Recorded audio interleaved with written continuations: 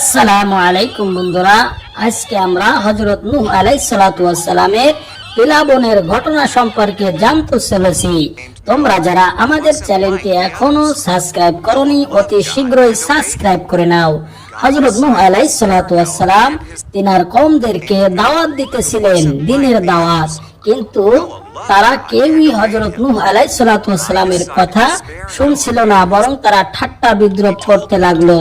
তখন আল্লাহর হুকুমে হযরত নূহ আলাইহিস সালাতু ওয়াস সালাম একটা কিস্তি তৈরি করলেন। সেই কিস্তিতে শুধু ঈমানদার যারা ছিল তারাই উঠতে পারবে, বেঈমানরা উঠতে পারবে না। তখন নূহ আলাইহিস সালাতু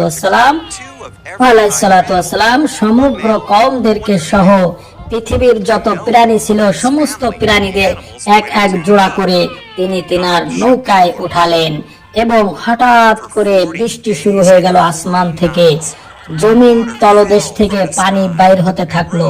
এভাবে সমগ্র এলাকা প্লাবিত হয়ে গেল, সকলেই ধ্বংস হয়ে গেল যারা জমিনের বুকে ছিল। নূহ আলাইহিস সালাতু ওয়াস সালামের কিস্তিতে যারা ছিল শুধু তারা ব্যতীত সকলেই ধ্বংস হয়ে গেল।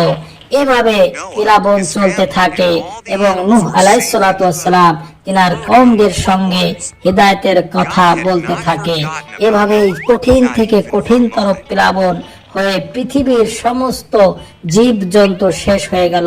যখন প্লাবন শেষ হয়ে গেল, নূহ আলাইহিস সালাতু ওয়াস সালাম দেখলো আকাশে আর মেঘ নেই, বৃষ্টি হচ্ছে না। তখন নূহ আলাইহিস সালাতু ওয়াস সালাম খুশি হলেন এবং তিনার কওমদেরকে নিয়ে জমিনের বুকে নেমে আসলেন এবং শান্তিতে বসবাস করতে থাকলেন। এবং নূহ আলাইহিস সালাতু ওয়াস সালাম তিনার কওমদেরকে বলতে থাকলেন, তোমরা সর্ব অবস্থায় আল্লাহর শুকরিয়া আদায় করবে, কারণ আল্লাহ আমাদেরকে মহাপ্লাবন থেকে ঈমান আনার কারণে আমাদেরকে রক্ষা করেছেন।